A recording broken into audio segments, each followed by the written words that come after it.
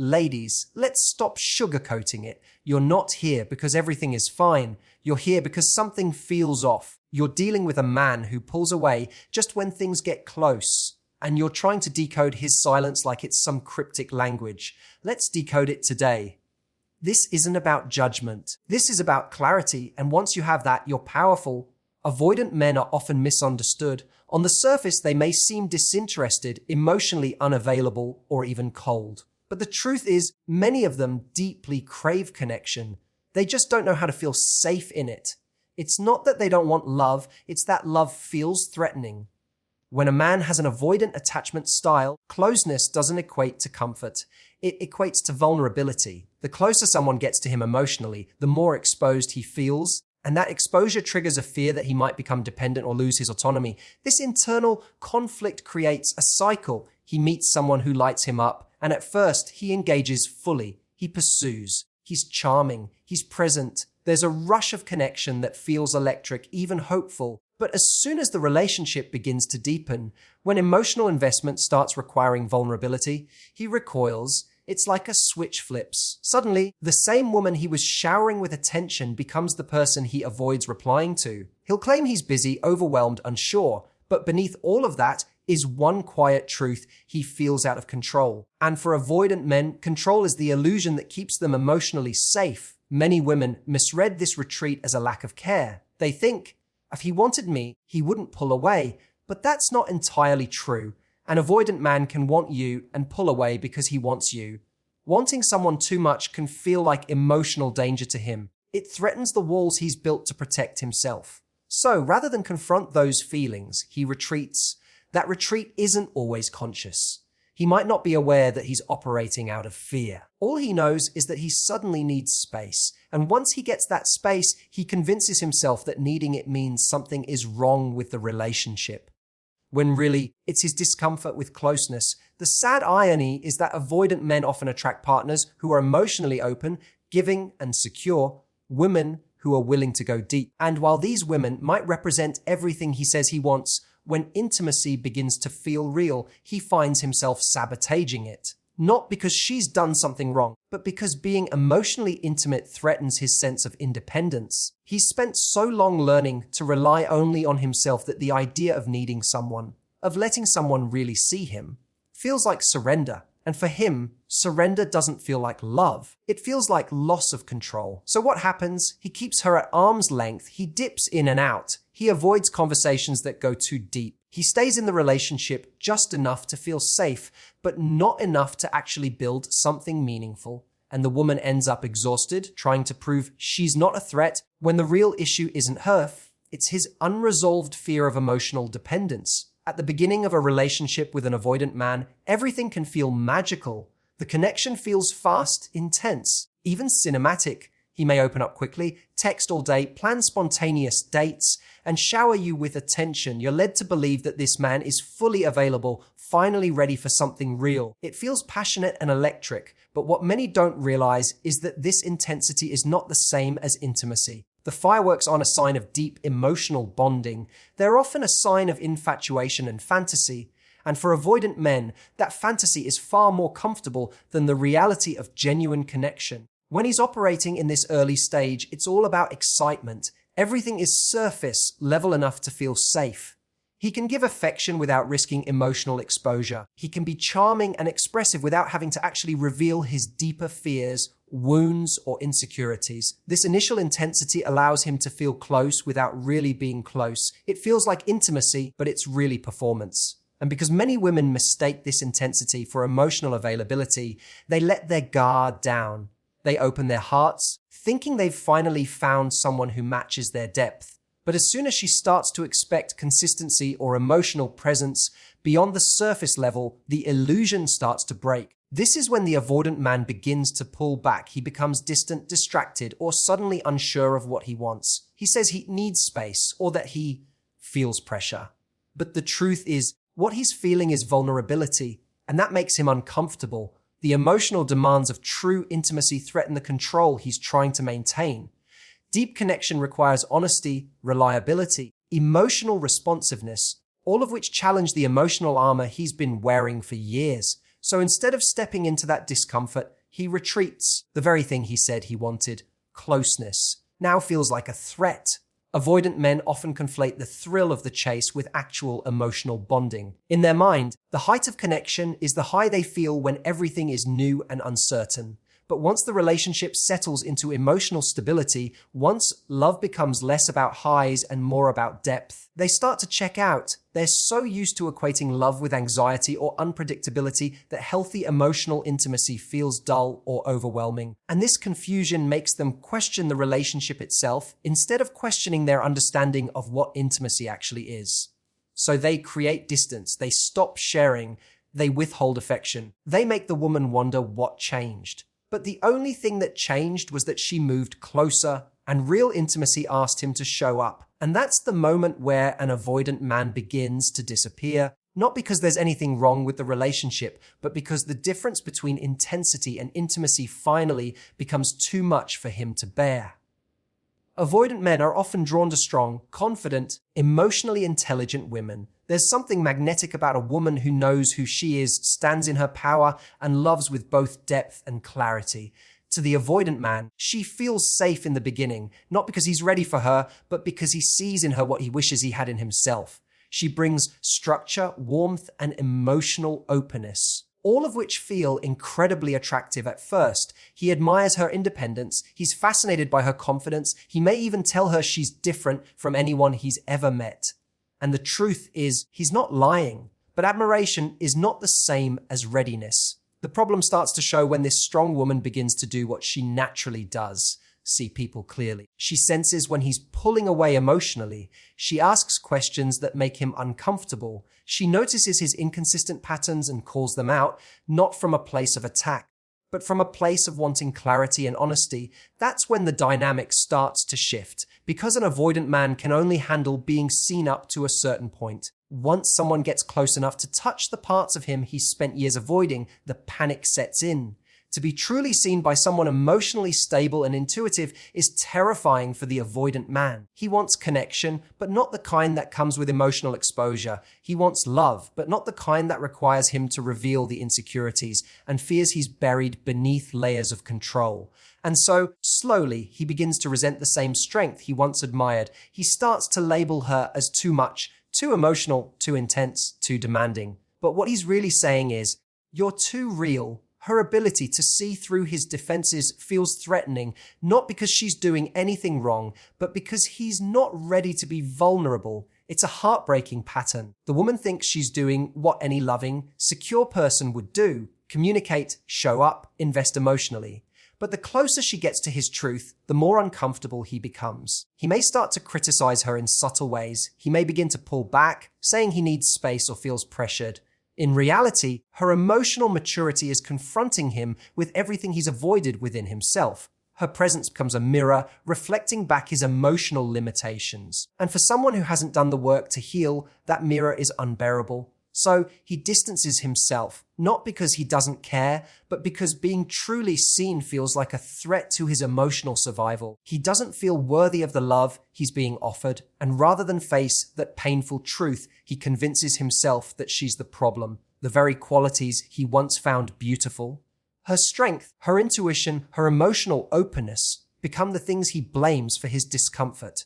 And in doing so, he pushes away the one person who actually had the capacity to love him deeply. When a man with an avoidant attachment style begins to feel emotionally vulnerable, one of the most common strategies he uses to regain a sense of control is playing hot and cold. This behavior can be confusing and destabilizing for the woman on the receiving end. One day he's affectionate, engaged, even vulnerable. He reaches out, sends thoughtful messages, initiates plans, and makes her feel seen. Then, without warning, he withdraws. He becomes distant, less responsive, distracted, or unavailable. The shift can be subtle or drastic, but either way, it's jarring. Naturally, she starts questioning what went wrong. She replays conversations, checks her tone, wonders if she was too much, too emotional, too available. But the truth is, his behavior has far less to do with what she did and far more to do with what he's trying to avoid feeling. For the avoidant man, emotional intimacy feels like a loss of independence. When someone starts to get close, really close, it activates a deep fear of being consumed, trapped, or vulnerable. In those moments, he feels the walls closing in. So, to re-establish his internal sense of safety, he creates distance. Pulling away gives him the illusion of control. The irony is, he might not even be fully aware he's doing it. To him, needing space might feel logical, but what's really happening is a form of emotional self-protection. He's not pulling away because she did something wrong. He's pulling away because being close triggered a part of him he doesn't know how to regulate. When he feels that he's been distant for long enough, or if he senses she might be slipping away, he turns the charm back on. He knows how to re-engage just enough to reignite the connection. He says the right thing, sends a sweet message, or offers a nostalgic reminder of their closeness. And because she misses the warmth and the version of him that felt present, she lets him back in. This brief return of affection gives her hope. She thinks he's back emotionally, that maybe now he's ready to be consistent. But then the cycle repeats. He pulls back again, leaving her in emotional whiplash. This push-pull pattern isn't about confusion or mixed signals, it's a defense mechanism. The avoidant man doesn't regulate closeness through communication, he regulates it through control. When things get too intense, he cools down. When things feel too distant, he warms back up. It keeps him in a position of emotional power. Meanwhile, the woman he's involved with often finds herself trying harder to close the gap, working overtime to feel connected and questioning her worth in the process. She thinks if she just says the right thing or gives him enough space, he'll finally settle into the relationship. But his inconsistency isn't about her behavior, it's about his internal tug of war between wanting love and fearing what love demands. And this hot and cold dynamic is how he keeps himself from ever fully crossing the line into emotional availability.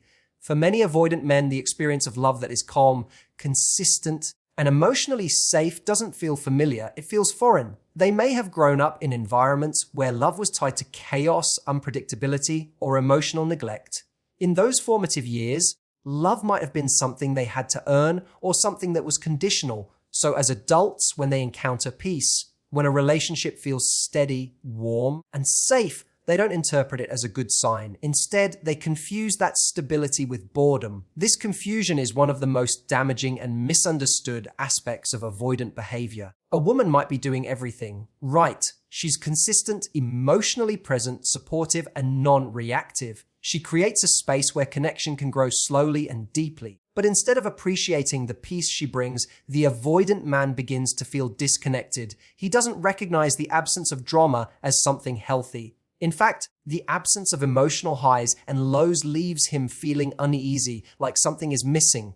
And because he's unfamiliar with what secure love looks and feels like, he begins to question whether he's truly attracted to her at all. What he's really missing is the adrenaline, the unpredictability, the emotional roller coaster that wants to find love for him. When a relationship lacks those dramatic peaks and valleys, he interprets the calm as a lack of chemistry. He may not realize that the spark he's used to chasing was often just anxiety disguised as passion. It was the thrill of emotional unavailability, the chase for validation, the highs of being noticed followed by the lows of being ignored. That cycle created emotional intensity, but it wasn't love, it was survival. So in a calm, secure relationship, he starts to grow restless. He may say he's confused, that something feels off, or that he doesn't feel the same excitement anymore. But what he's really experiencing is discomfort with safety. A peaceful relationship forces him to sit with himself, without distraction or drama. It asks him to be emotionally present day after day, which requires a kind of inner stillness and maturity he may not have developed. He can't blame the chaos anymore. He can't hide behind emotional turmoil. He's left with peace, and that peace feels unnerving. To cope, he might create distance or even provoke conflict to recreate the emotional spikes he's familiar with. He might begin to withdraw, become irritable, or find fault in his partner. Not because anything is wrong, but because his nervous system is conditioned to expect instability. In this way, he self-sabotages what could be a healthy, loving relationship. He doesn't understand that what feels boring is actually what real, grounded love looks like. And instead of leaning into the unfamiliar discomfort of peace, he retreats to what he knows: emotional avoidance, distance, and the belief that something must be missing. In reality, what's missing is his ability to recognize and receive the kind of love that doesn't hurt. One of the hardest truths to accept about an avoidant man is that he will not change just because someone loves him enough, waits long enough, or proves they're safe. While it's tempting to believe that with enough patience and understanding he'll eventually open up, the reality is that avoidant patterns don't dissolve through comfort. They dissolve through discomfort. Avoidant men often avoid the emotional work because they've never been forced to confront the consequences of their behavior. As long as someone is there to absorb the confusion, tolerate the distance, and keep showing up despite the inconsistency, there's no urgency for him to evolve. Many women fall into the trap of trying to be the exception. They think, if I can just show him what real love feels like, he'll finally feel safe enough to let me in. So they become overly patient, forgiving every disappearing act, minimizing their own needs, and making emotional excuses for him. But what they don't realize is that every time they do this, they reinforce his pattern. He learns that he can be emotionally absent, non-committal, or even hurtful, and still receive love, attention, and access. There's no internal incentive for him to change when the relationship continues to function around his limitations. Avoidant men aren't necessarily malicious. They're often deeply afraid of vulnerability and uncomfortable with the idea of needing someone. But that fear doesn't give them a free pass to avoid responsibility for their emotional impact. The unfortunate truth is that many don't wake up to the damage they're doing until they're faced with real loss. Until the person who loved them, despite the distance, finally walks away. It's only then, when their behavior has real, tangible consequences, that the possibility of growth even begins to appear on their radar. This doesn't mean they're incapable of change, but change requires awareness, effort, and usually some level of emotional discomfort. A man who's never had to sit in the pain of losing someone because of his own fear-driven behavior has no reason to reflect, let alone take accountability. He doesn't get better just because someone stays. He gets better when he's forced to confront what his avoidance has cost him. It's a painful realization for women who have given so much of themselves, hoping their love would be the healing balm. But love alone isn't enough, especially not when it's one-sided. If he's not actively working on himself, if he's not acknowledging the pattern and doing something about it, then he's not preparing for a healthy relationship. He's just repeating what feels familiar.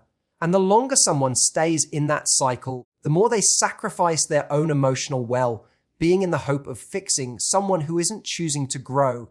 Growth for an avoidant man doesn't come from being endlessly understood. It comes when someone stops accepting less than they deserve, because only then does he have to ask himself the question he's been avoiding all along. Why do I keep pushing away the very thing I say I want? An avoidant man can miss you and still let you go. This is one of the hardest and most confusing experiences to process.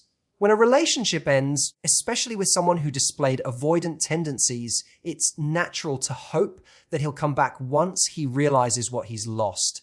You might believe that if he truly missed you, if he really cared, he would fight for the relationship. But avoidant attachment doesn't work that way. These men often feel the pain of absence, but they don't always translate that pain into meaningful action. Missing you is an emotion, showing up for you is a decision. And those two things don't always align in someone who hasn't done the emotional work. Avoidant men are often deeply conflicted. They can feel attachment, longing, and even love, but those emotions exist in tension with their fear of vulnerability. When they miss you, they might fantasize about you. They might replay memories in their head. They might even stalk your social media or feel pangs of jealousy when they see you moving on. But these feelings, as real as they are, rarely lead to accountability or changed behavior. That's because acknowledging what they lost also means acknowledging their role in losing it. And for someone who struggles to face their own emotions, that level of self-confrontation is terrifying. You may have moments where he pops back into your life, a text, a like, a call, just to check in. And it's easy to interpret those moments as signs that he wants you back. But more often than not, they're just temporary emotional releases for him. Reaching out helps him feel better, helps him soothe a moment of discomfort or nostalgia. It doesn't mean he's prepared to offer what the relationship truly needs to survive. He misses the connection, but he still fears the intimacy required to maintain it. And so, despite missing you, he remains frozen, emotionally unavailable, and unable to fully return. What's more painful is realizing that he might even recognize your value. He may know you were good to him, know you loved him deeply, and still not choose to do what it takes to keep you. That's not because you weren't enough. It's because the fear of being fully seen, fully vulnerable, still outweighs the desire for closeness. In the emotional economy of an avoidant man, safety wins over connection. If staying connected requires him to face himself or take emotional risks, he will often choose distance. Even if it hurts him, this emotional paralysis leaves the woman he left behind feeling stuck in limbo, wondering how someone can care and still walk away. But care without courage isn't commitment. Missing someone is passive. Showing up for them, being consistent, emotionally present, and accountable, that's active. An avoidant man might feel the ache of your absence, but unless he's willing to face what kept him from showing up in the first place, he'll continue to let the people he loves slip through his fingers. Let's be clear about one thing. None of this is about blaming avoidant men, and it's certainly not about demonizing them. It's about telling the truth. A truth that too many women ignore while clinging to potential instead of reality. You deserve to love without feeling like you're begging for scraps of affection. You deserve consistency, not confusion. Depth, not distance. And above all, you deserve to be with someone who chooses you, not just someone who misses you when you're gone, but someone who shows up when you're here. Avoidant men aren't bad people. Many of them are doing the best they can with the tools they have. But love isn't just about how much someone feels, it's about what they do with those feelings. And until someone is ready to face their own fears, no amount of love, patience, or sacrifice will make them emotionally available. So if you're in that push-pull dynamic right now, if you're constantly trying to prove that you're safe, lovable, or worth staying for, I want you to ask yourself, who's fighting for you while you're fighting for them? Sometimes the most loving thing you can do is stop waiting, stop fixing, stop proving, and start choosing yourself with the same loyalty, passion, and intensity you've been offering someone else. You are not too much. You are not hard to love. You are just asking for more than someone who's still running from themselves can give. Thank you for being here, for being honest with yourself, and for being brave enough to look inside his mind so you can finally stop abandoning yours. Stay strong, stay self-respecting, and remember, real love doesn't leave you confused. Thank you for listening, and until next time, take care of your heart. Goodbye for now.